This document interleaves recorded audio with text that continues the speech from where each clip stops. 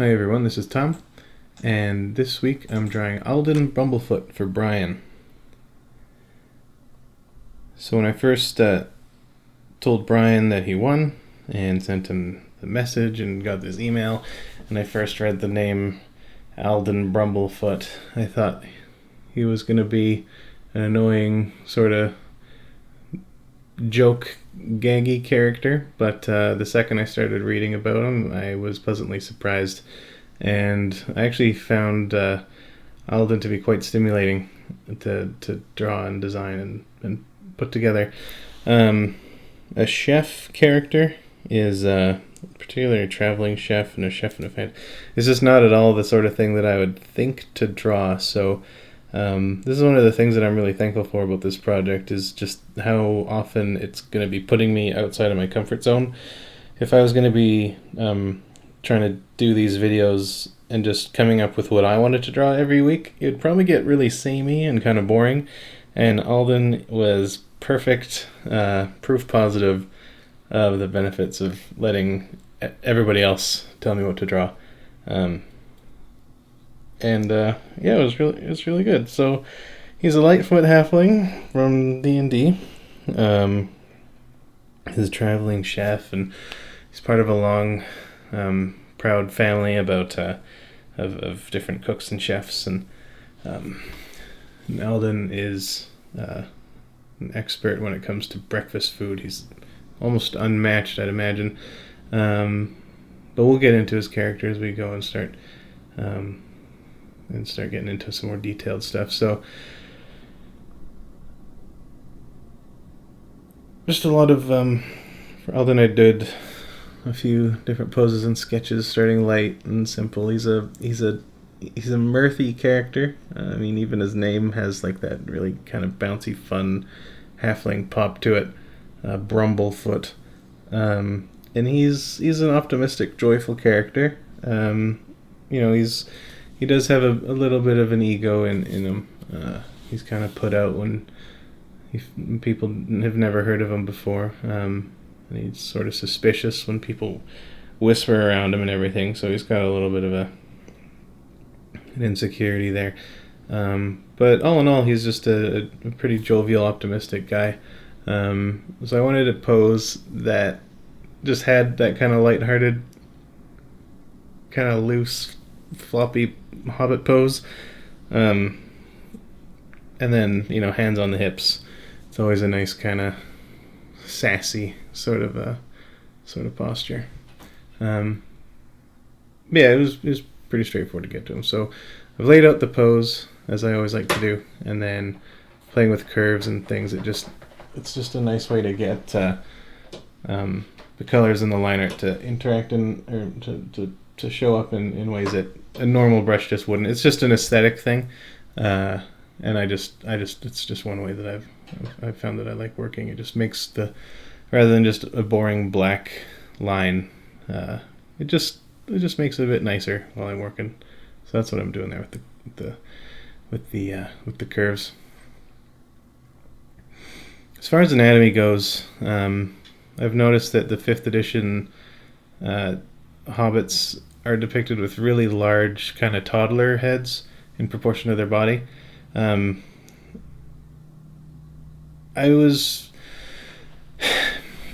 figured that the way that I paint is quite a bit more naturalistic than than all the depictions I've seen in like the Player's Handbook and Dungeon Master Guide.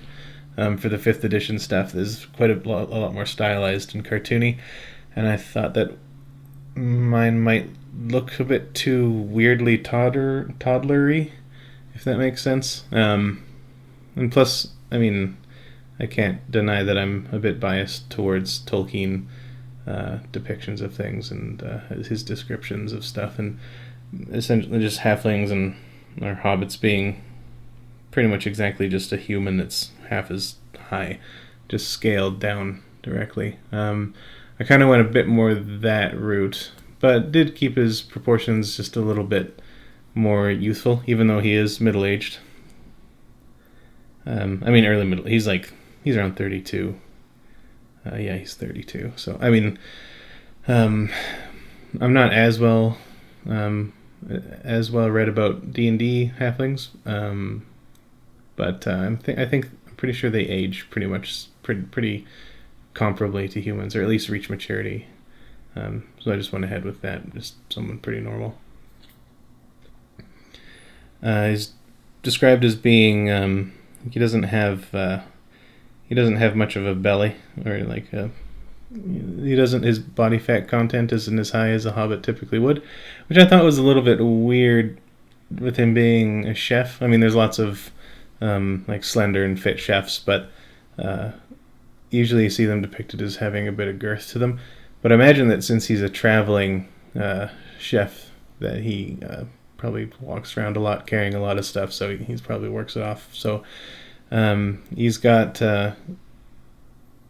pretty lean, sinewy, muscular system, but when I start putting on the skin layer, I do keep his thighs a little bit less defined than I usually do, and a bit chubbier, just slightly, just trying to vary up the body types. I don't think everybody should look like Bruce Lee. Plus, even when you see like really fit people, sometimes their legs just look really kind of bland and normal. They don't look all shredded like a bodybuilder. So I didn't go overboard with him. I wanted him to have at least some hobbit pudge, just a little bit though.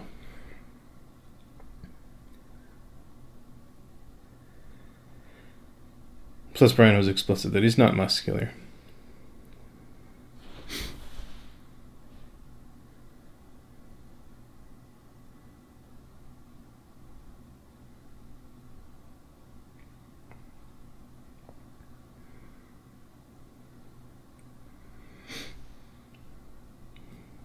I do tend to draw feet and hands larger. I'm at least aware of it, even though it started off as a habit, but by now it's just become so ingrained that I prefer the look of larger feet and hands. Not too overboard. My feet are definitely more out of natural proportion than my hands usually are.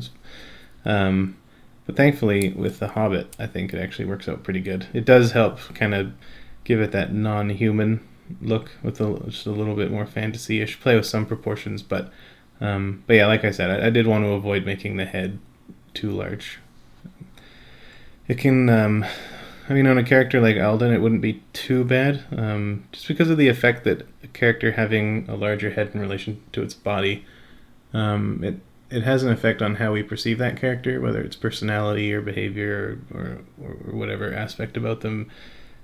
And I think with someone like Alden, because he is a more lighthearted, optimistic one, it might be kind of fine, just because he's not a threatening character. But I think if you have a lot of hobbits with big heads, and if you had like a darker hobbit somehow, it would make him seem almost like a comedic figure, like you're sort of laughing at him. It's almost just sort of like a joke in a way. So maybe in the future I might try out drawing some hobbits with some bigger heads, but we'll see. There's still lots of flexibility with fantasy, thankfully. And I gotta get my cat out of the way. He's blocking my monitor. Excuse me, Quincy. Excuse me. Watch out. Okay. Okay, sorry about that. So yeah, throwing in the skin. And I do tend to keep a good keep my original looser sketch around. There is sort of like a bit more life and personality captured in that earliest pose, that can get lost once I start doing more formal sort of stuff like this, and that's something I hope to get better at is just making it all always line up the right way. So this is great practice. One of the reasons I'm doing these.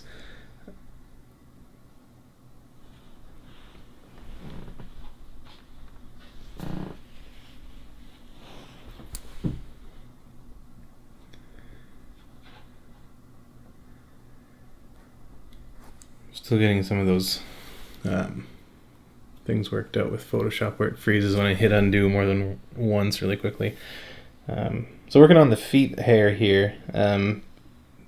Hairy feet, typical depiction. Not really Anyway, uh, I wanted to try with Alden something with the stylized hair being having a part down the middle, like something a bit fancy. He is from a maybe not like super wealthy, but it is like a successful family. He is somebody who cooks for upper class people in royalty and like dukes and such, and I think he would have some appreciation for flair and presentation and grooming and manners and even if it's not a normal Hobbit thing, then it would at least be expressive. It would be a little bit like flair. It's just means of styling their foot here. I thought it'd be a little bit fun too. I've always wanted to see it, and I've never drawn it before, so I thought I'd try it.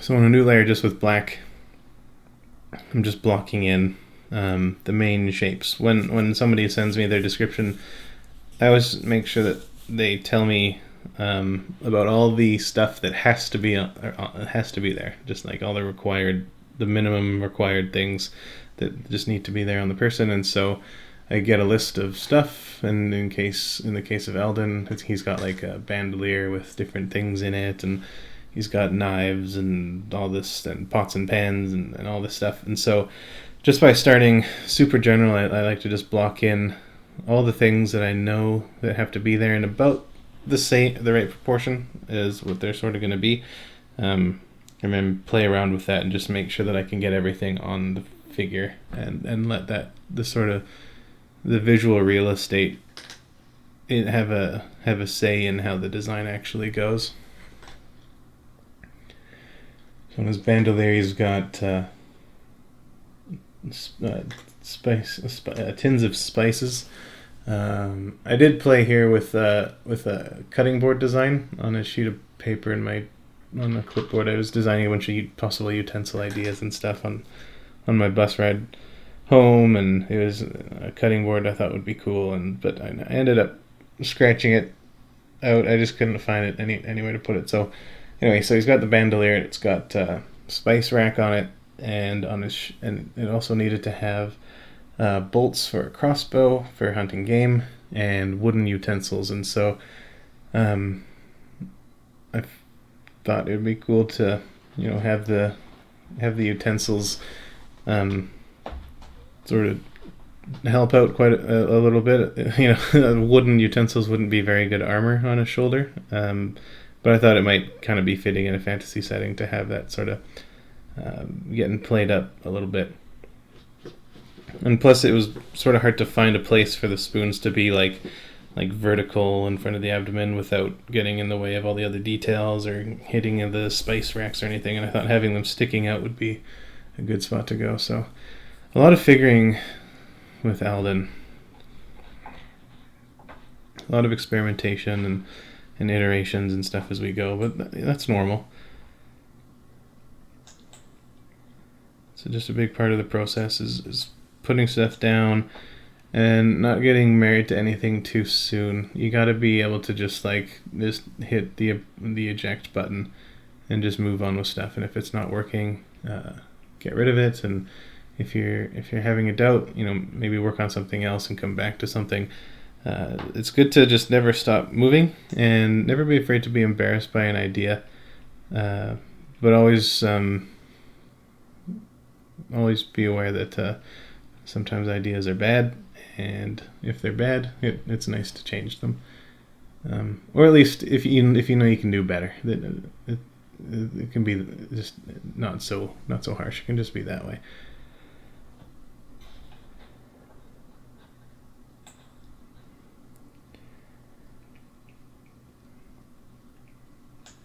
So he's got sort of a babyish, a younger sort of face, a soft-featured face. So that's why he's got the big mustache, the big dashing, roguish mustache, as Brian described it. When I first put it in, I just had the mustache as normal. Not too groomed, not too perfect, but I felt that it just, I think the hipsters might have won the culture war, and the mustaches are theirs now. So that's why I had to put the little soul patch under his mouth to give it a little bit more of that pirate-ish look, and sort of try to bring it back into uh, like the realm of like an adventurer's mustache. So the description only said the mustache, but I couldn't let the hipsters win one more, so I had to put in the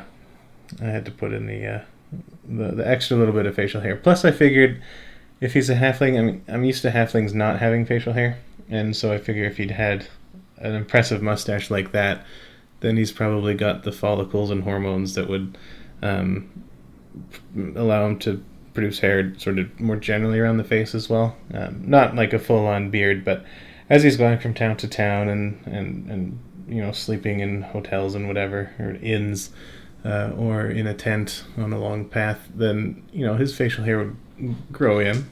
It wouldn't be too bad.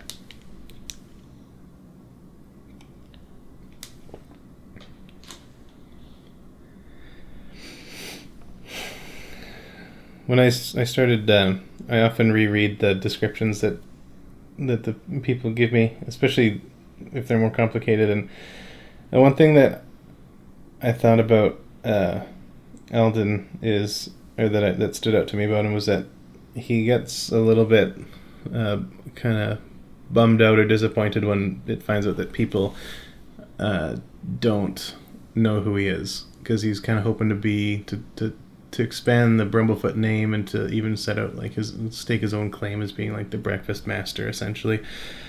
And so as I was working and I saw that line that reminded me, and it was just, I thought it'd be good to just change his expression a bit, where what I was going for was, it was kind of like the expression that he would have right after he introduced himself, and he was they responded with "who?" or "we don't know, should that mean something?" And then his expression is just sort of it's a smile that's just kind of faded, but he's still trying to he's just not trying to let them see that it hurt him slightly, even like a comedic kind of hurt, like an ego bruise. So he's still sort of trying to fake that big smile that he just had on his face, and that's what I was going for with him.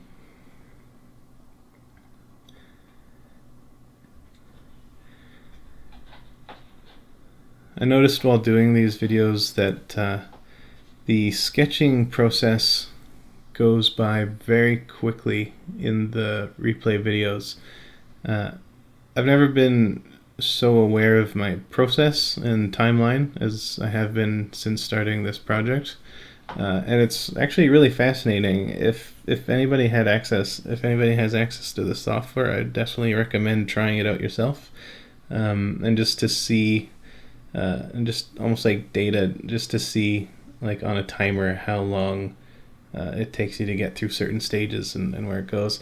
And anyway, so I noticed, well, if you're curious, there's plenty of free video or screen capture software, and I just use the Adobe Creative Cloud suite with some software there that's good. That's just what there's plenty of guides and information about that sort of stuff, but I noticed the sketching stage was going by quite quickly, and it was also, at least to me, it seemed it was probably one of the more interesting parts.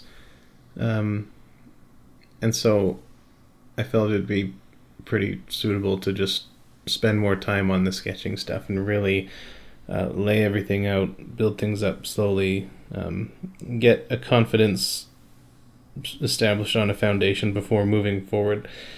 And I've been sort of heading that way more and more as we go. Not trying to rush things, but it's been really nice to just relax and not rush things on the sketch. Because painting stuff, rendering stuff, that's just kind of the mindless tedium. It just takes time, but the actual sketching process is a lot more taxing on the brain. Even like the functional process is sort of, I had to learn it the hard way just from seeing how it didn't work. But whenever I'm actually coming up with the image and the idea, I listen to music. Um, it can be just like whatever I just have on my computer, whatever I'm just playing, but I often try to find stuff that sort of suits whatever I'm drawing, whether it's a scene or a character or what have you. Just like some sort of like theme music for it that suits it, and then just draw it from there. But so music while I'm trying to think of the idea, but then when I'm doing things like rendering or inking or just filling in flat color, then I'll usually just listen to podcasts or documentaries or whatever else. And so that was one thing. Yeah, I had to learn it just through trial and error. But there were some days where I noticed that I was just having no good ideas, or it was just really slow going, and nothing was working. I never felt happy with anything. And I realized that it was because I was distracted while I was drawing with listening to words or like people talking, and it was totally throwing me off. So if that's a problem you have, maybe try that out. Maybe it'll help. That'd be really cool if it did.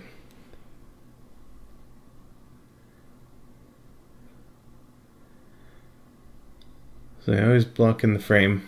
It's something I never used to do, but I do really like it now. It is really nice to just keep that border clean. There, the silhouette just nice and just clean and open and good. And I tend to work dark. Like my figures are usually quite dark and muddy colored when I'm working, and so having the frame on a separate layer on top of everything. One thing I can do is invert it to black to help see the colors that I'm using a bit better. I'll usually adjust them once it's all said and done at the end, just to make sure that on the white background you can still see the internal details. But if you have a darkly colored character with a lot more like kind of subtle variations on the surface on a white background, it can get blown out and you lose any sort of ability to see what's going on in there. So that's what's nice about having the frame. You can even just make it like a gray or a black or any sort of color you want. And it's just I recommend it, but it's definitely not required. I mean, I've only ever started doing that like regularly when I started doing this, like maybe a couple weeks before I just started doing these videos for people. But I think it helps, even just with just like speed as well, just because you don't have to keep the silhouette tidy, because it's just going to always be tidy.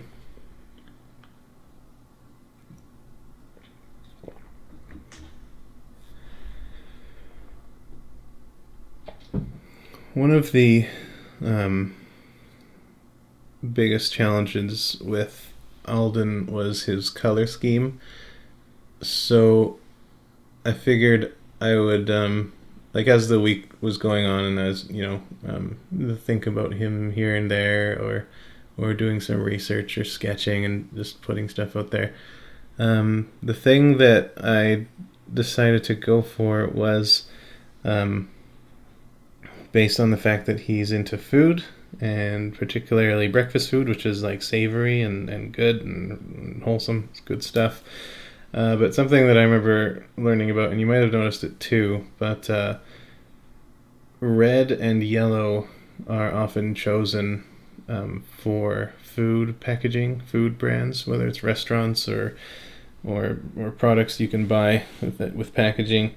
Red and yellow are just really good colors for appetizing and everything. So if you think about fast food chains, McDonald's, Burger King, whatever, or like I'm sure there's lots more examples. I just can't think of them right now just because it's really late right now. Or like you go look at like the chocolate bar aisle and you see all the chocolate bar wrappers. There's red, yellow, and a lot of combinations of both. So I thought, if this guy's a food guy, chef guy, sort of a traveling chef guy, I'd imagine he'd be a little bit fast foody slightly. But I thought red and yellow would be a really good fit for him. It'd be hopefully a subtle thing. I mean, I don't want him to look like a McDonald's wrapper, but it might just help him look like he kind of belongs in that realm. And plus I noticed with the characters that I've been doing, I started to notice a bias of mine towards blue brown and green and gray as colors that thankfully haven't shown up too much as a dominant theme, but I could definitely see that I was just choosing them because they just seemed like the right fit, and that I wasn't really pushing things too far and just being a little bit maybe too practical.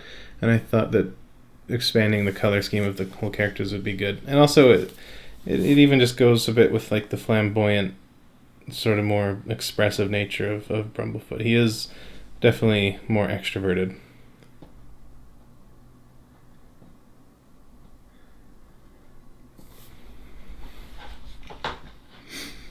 So he's got dark brown hair, dark brown eyes, tan skin, lots of painting, just lots of details, rendering going in there. He's got two hats, one brown, one black. I decided to draw him with the brown one. I figured the black one would maybe just look a little bit too formal or whatever, and just I thought brown just sort of went with his. It was just a bit more friendly than a black hat. In this case, he's got an owl bear feather in it, and that comes in later. But that's one of the things that he's gained on one of his quests. His hats, he likes to put in like different sort of fascinators, like herbs and plants and flowers and feathers and or whatever sort of catches the eye or tells a story or whatever. So Brian mentioned the owlbear feather, and so I put that in and put in just a couple other things just to make it look a little bit more fun and interesting.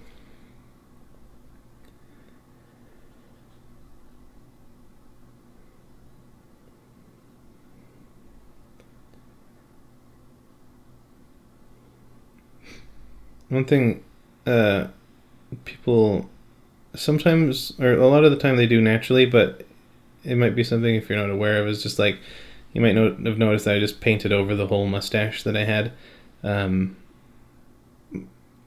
For a long time I would have been somebody who would have like just painted it all as one in one go, like just you paint the face, or like you just have like the mustache that you paint while you paint the face and you just draw it all at once. Now I like to sort of work from the layers. So like if I feel that if I render out the lip, like the upper lip area, even though it's going to be covered up with hair,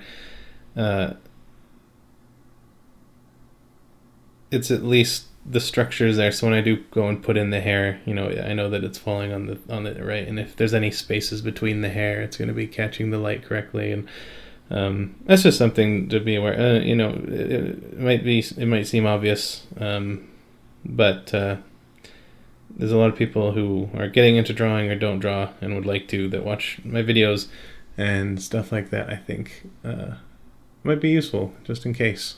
Figure I'd bring it up.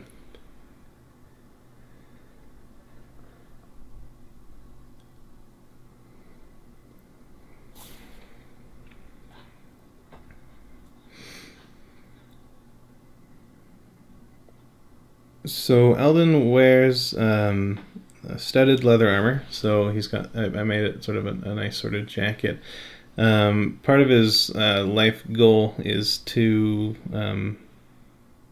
his ideal. His main sort of mantra is sort of that the world needs like new and bold flavors, and that the Brumblefoot family is going to bring them and give them out to people. And a lot of like this sort of Western medieval fantasy stuff. I was thinking about it in context of food and new spices and stuff, and it just made me think of like the spice trade and all the lives lost just trying to get like black pepper. And I thought that with like all these different new spices that he'd be excited about, like I'd imagine things from like different climates and locations and things. So something that was a bit more Indian might have been cool. He's already has darker skin and a big black mustache, but I thought, having like kind of those wide pointed shoulders. I've seen a lot of like stuff from hotter climates. around India and Asia that have that kind of flared out shoulder, and I thought that might be kind of fitting. I don't expect anybody to ever pick up on that or matter, but it was just a nice. It's just nice to have a reason for different details when you put them in, and that was my thinking when I gave him those big flared out leather shoulder pad parts.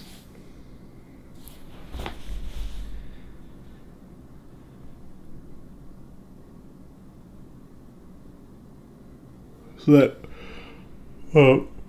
excuse me, that big rectangular block on his chest there, that's a knife roll. A package of sorts of like fabric with sleeves in it that you slide knives into, and then roll it up, and you can carry it around in any way you want. For him, he does. Brian mentioned that he has kitchen knives, but they do serve as daggers, like in combat. So he's kind of like a themed combatant in a way as well. And so I wanted to have like the one dominant knife kind of sticking out the top, like his main sort of like kitchen blade, and then inside it's like a trifold knife holder.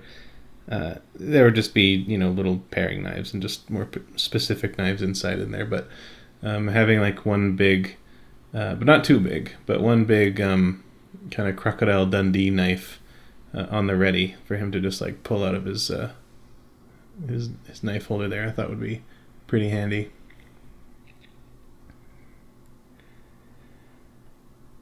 So like even his like pan, he uses it as a weapon. He does have his sword, but he doesn't like to go for it. So I put it on his back, something that it's not readily accessible, but it's there.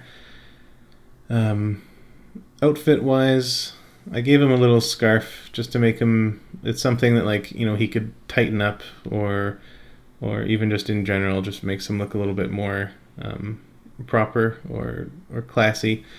Same with like the high collar, like a Mr. Darcy kind of collar. Just something that could just be a bit more presentable. He definitely feels highly of himself, and having that kind of like, I don't know, a high collar can say a lot, and I use them quite a bit. But they're just so good at saying what they say, and I thought that was good. So he's got this big kind of over stylized silk tie. This is definitely a guy that says "how do you do" to strangers, and I thought that would be good for him. Other parts of his outfit involve the apron that he has. I eventually do change the color of it. I make it. I got inspired by something that I remembered to make it a different material. But just having an apron already just being worn just sort of made sense. And he doesn't look super cookish, especially not when he's like dressed like this, wandering around. Like he's not in the kitchen. He's just going from town to town. But anything that I could find that would say that he's involved with food preparation, I thought would be beneficial. So I went with the apron. Maybe a little blunt, maybe a little direct on the nose, but I thought you got to try it. It's better to go too far and then tone it down. It's a little just easier than the other way around. So that knife has an antler handle, just with some silver inlays. Just something to try to make it look a bit older and also a bit more expensive than just like a standard metal or wood handle.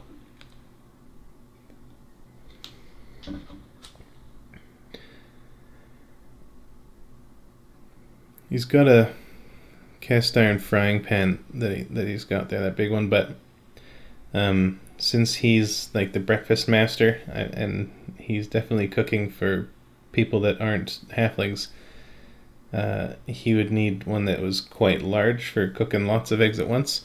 In hindsight, the handle is probably a little bit too narrow for how long it is, although I'm not imagining him using the whole thing to hold it up or flip it around or anything, but it would just be sort of like for reaching it into a fire or an oven and pulling it out, sort of like a pizza oven kind of shovel thing. You know, those.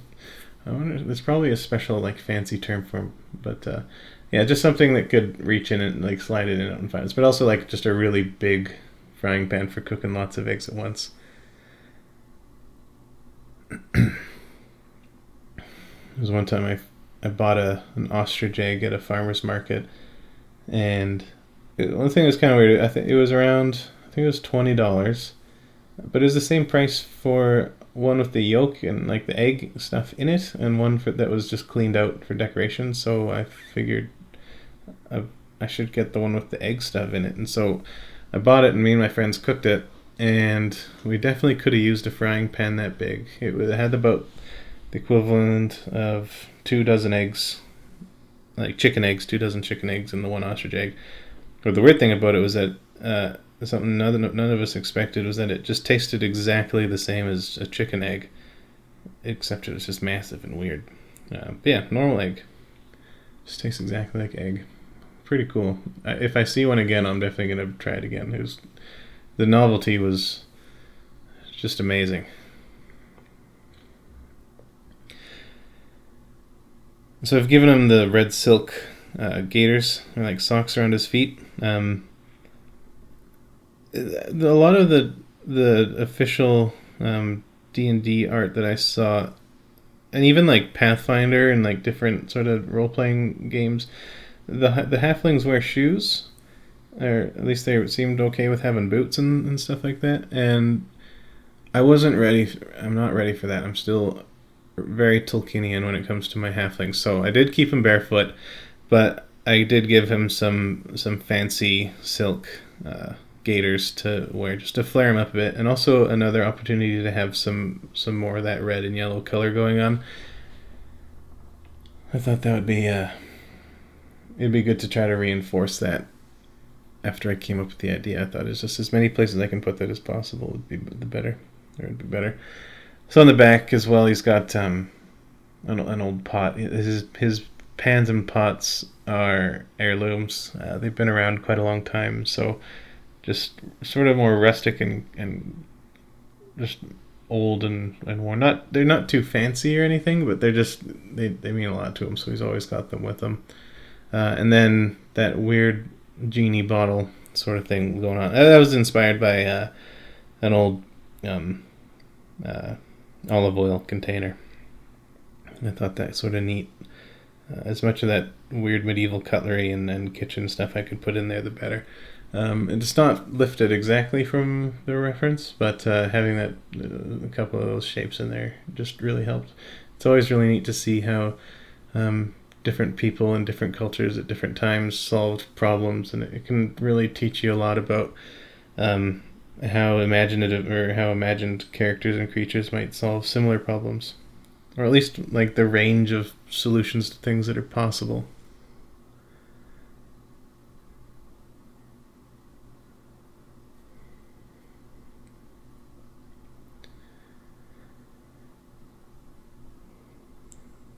I was inspired again also by some armor from India and just how many rivets it had, and I wanted to keep that going with the jacket. I figured something having it's studded armor, but having the studs not only be a lot of them, but having some sort of decoration to them, I thought would be kind of nice, just to help make it look a bit more expensive. And it does function as armor, but it also is sort of.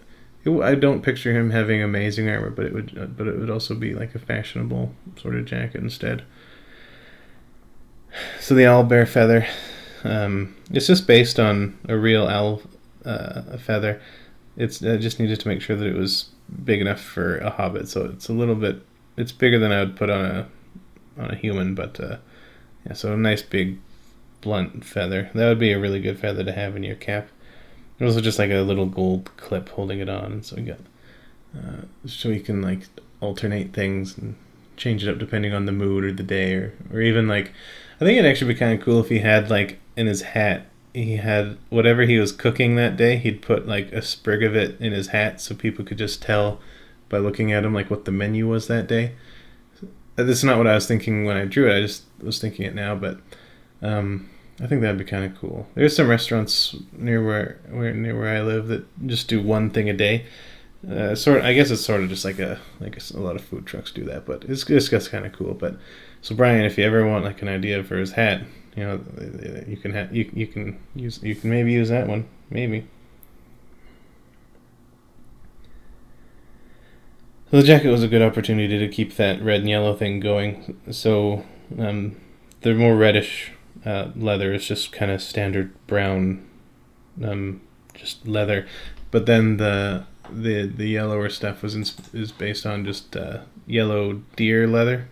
You see a lot of like deer skin gloves and stuff, and it's just that perfect nice yellow thing. So I figured that would be just a great material for trying to sell that look.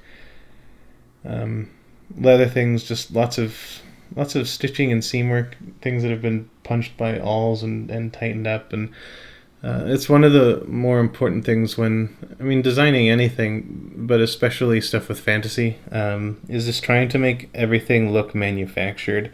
If you're doing a breastplate or something metal, try to make it look like it was like pounded with a ball peen hammer and like made around over a form, or welded or stitched together, or whatever it is. Just always trying to have those little bits of history put on it, and like the development of it. So with a lot of like leather stuff, I always make sure that I try to find places for the stitching and seams, and it's all based on like just where like real leather work tends to have seams and things fall. It just really helps all your concept art. And I even really recommend even just watching like how it's made. Like even go on YouTube. There's a lot on YouTube. Just watch episodes of how it's made. Watch dozens of them, and it really does. It gets to a point where you can just sort of look at something and just know the process that it was made. But getting in touch with that kind of stuff is really valuable. I think I've recommended it before, but like even looking at like blacksmith competitions and things like that, just to actually see how this sort of stuff gets made.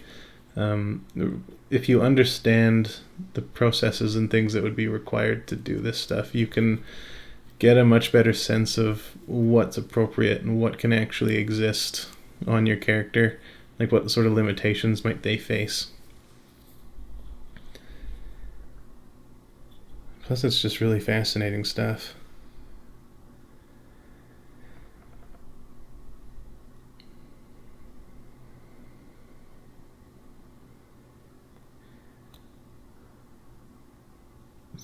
With Alden, lots of painting and going over and just tidying stuff up. If I needed to make his skin darker, it's fun drawing some darker skin, some tan skin. It's amazing how tricky it can be to pick the right color right off the bat. I found two solutions to this. Like you'll notice, especially with Alden, I do a lot of like painting over things like the jacket and the skin. It's something that I've always wanted to develop as a skill, is just picking the right color right off the bat, or like when it comes to doing a painterly style, like how dark of a color should you pick that you can then lighten up without needing to worry about the edges getting too dark or edge like. But it's just practice.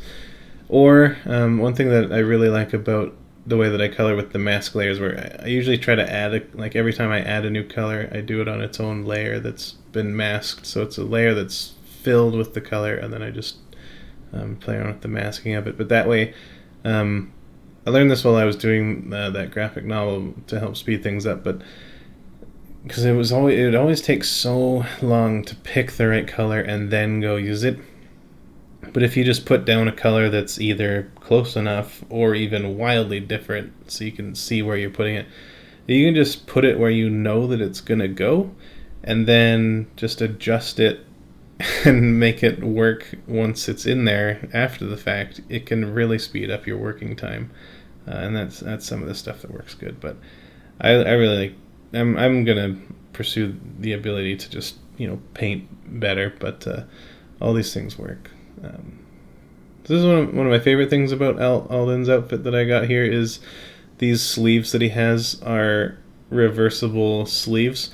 I remember watching Ratatouille, and the character Colette tells the main guy how a chef, what is it? I think it's like clean sleeves with a messy belly, like on their outfit.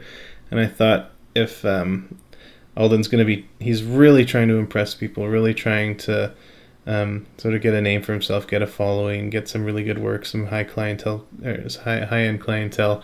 Presentation is going to be everything. So I figured with his sleeves, they are short, but just in case, there's something where the way that they've got the buttons lined up, he can unpin them from the shoulder section, the big puffy shoulder section, and then turn it inside out, and there's buttons on the reverse side that he can then pin it again, so he can get he only has to wash the sleeves half as often as he would otherwise if they were just attached normally. So it's just a way for him to, like if he's been super busy in the kitchen, he doesn't have time to change before bringing it up and presenting the food, he can just reverse his sleeves, and the mess will be completely hidden, and he can just have a really nice presentable shirt. So he can look flashy while he's cooking out on the street or in the kitchen, and then he can just go up without needing to change clothes. I mean, if you want to get technical, I guess it would take a lot longer to reverse the sleeves than it would be to put on a new jacket or a new shirt, but he's traveling light. He doesn't have a large wardrobe, and so I thought it'd be nice, even just going from like one town to the next, and then just tidying it up there. Another way to just try to make his outfit look a bit more flashy and meaningful is just adding the stitching in the pattern, like some floral patterns and plant-based sort of designs on his lapels. Just little things for status and little things for just class, and he's got just that debonair kind of neatness about him. Also, these got these stirrups holding his gaiters to his feet, and I just wanted a fastener that could just pop in them, that would be like kind of flashy and neat, and something that I haven't seen before, where it just goes in. It's sort of like those toys that you see at dentist offices, where it's those curvy colored wires where the kids move the wood blocks around. But it would just go through and just hold it there, and then it's just shaped to go around the foot so it doesn't come off when he's walking. Just another nice little way to put some gold down by his feet and dress them up really nice. I figure if they don't, then D&D halflings should take pride in how their feet look. And it's a nice place to groom.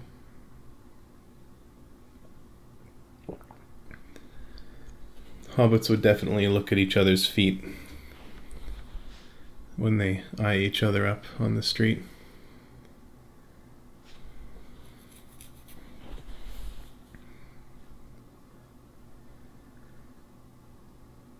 This is another useful technique where I just block in where I know the color is going to be, mask it, and then carve out the places where I know it's not going to be, and then apply the mask, and then mask it again with a new mask, and then put in the next level of details, and just apply the mask, and then do the next one, and just kind of keep refining it that way as you go down. I'll definitely include that in my video about masking layers and coloring techniques and stuff. But yeah, just nice parted hair, kind of just greasy. We've got maybe some coconut oil kind of stuff in there a little bit.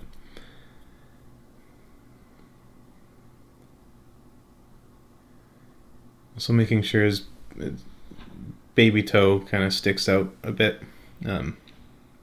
I've heard that archaeologists in the future will be able, or can tell, or even I guess in the past somewhat too, but they can tell if somebody lived in a city or a cold climate because their pinky toes are all squished in and not as developed as people who live in warmer climates. It's because of the shoes. So I figured a hobbit, don't wear shoes, their pinky toe splay out a little bit, not be as compressed. and also he's a hobbit. We have big prominent toes. So here we've got the spice rack, the different spices going in on his bandolier. I wanted them to all be uniform. At first I was planning on having it be like, like a tall jar, a little jar, some metal, some wood containers. But I thought something a lot more uniform and made specifically for this purpose would go well with him. Like something that just being particularly made for this, whether it was custom built or is this some expensive bit of kit for something so specific. It'd be you just make him seem a lot more official and more uh, focused on or like dedicated to what he's doing. So he's buying all the nice gear. He's going to like the Pampered Chef, or I'm sure there's some like fancier brand or something, but or Williams Sonoma, or probably better just because this guy's like world class renowned chef. But anyway, I thought that'd be good. And then some brass fold down fasteners that would rotate and allow him to. So you flip it 100, you rotate those knobs 180 degrees, and then the leather flap can come up without. He doesn't want to spill. They have to be closed in really well on his belt, or else they'll spill out too easily.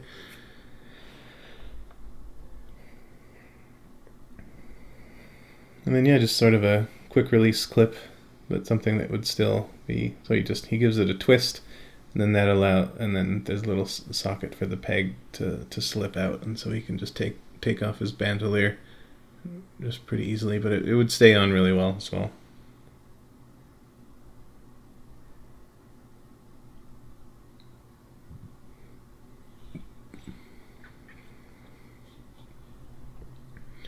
Sometimes the long pauses are me just looking at stuff for a while, and that's fine.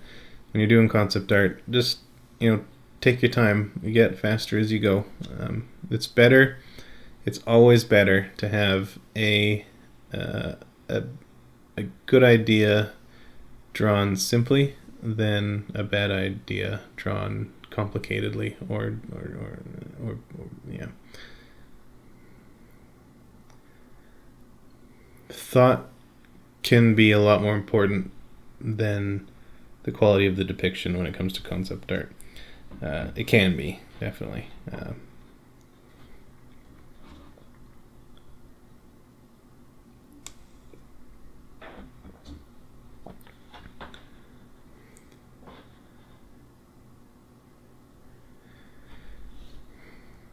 So he's got a crossbow for fetching game. He does carry a lot of stuff. I mean, he's got like a meat tenderizer that he uses as a light hammer. He's got the crossbow. He's got two hats. He's got jars of spices and a sword, and I'd imagine all kinds of like different other utensils. I almost wanted to design sort of like a pull cart that he had that was sort of like the equivalent of like the fantasy version of a New York hot dog stand kind of thing. Maybe not as big, but just something that would wheel behind him so that he like a little mobile kitchen island unit. But there are some things where I just had to make the call and just not include. I do hint at the crossbow and a couple other things in his silhouette just to show that there is more going on behind him, but he already had so much stuff on his front that you just can't put too much on. You can break everything. So the utensils on there, there's just sort of trying to make them look like weird, particularly shaped things. The front one with the hole in the middle is just kind of like something for picking eggs up out of a boiling pot of water, and that weird fork thing is like a pasta, like a spaghetti picker upper kind of thing, I'd imagine, and then just a standard wooden spoon. But just like things that could kind of fit into like the armor look. He does get involved with combat, and just having his themed armor could be pretty fun. So that's why those are there. Just some copper work on that olive oil thing. Lots of futzing and figuring out. Metal is one of the more challenging things, especially like really like shiny reflective metal, like gold or bronze. it's definitely something I do want to put more study into, is like lighting and like electric and dielectric reflections or materials, and how light reacts on them and stuff. It's really fascinating things, but yeah, it's always fun to just render stuff out.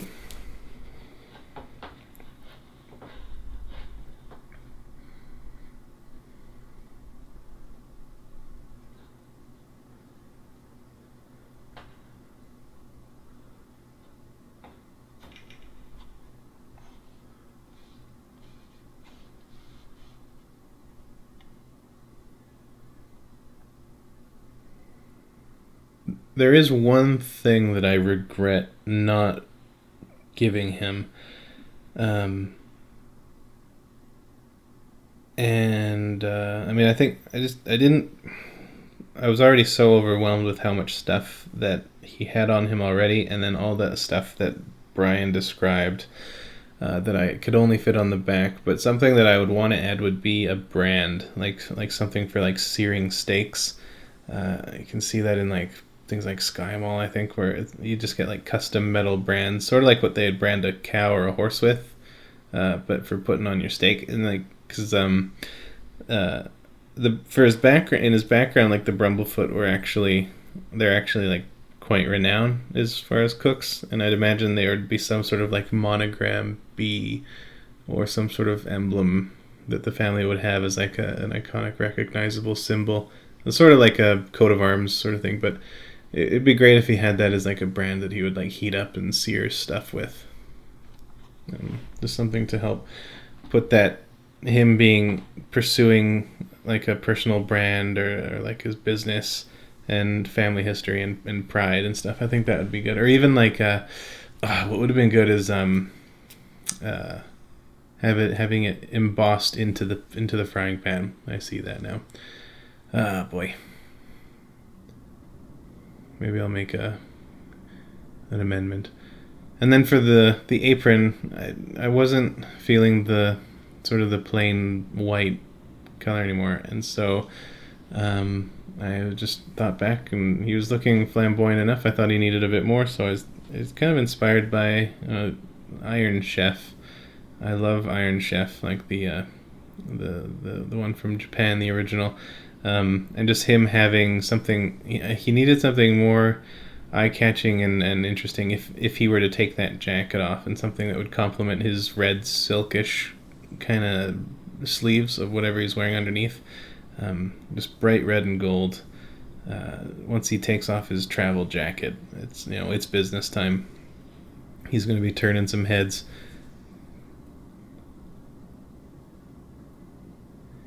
Hopefully it'll be reversible. Silk like that getting dirty would be such a waste.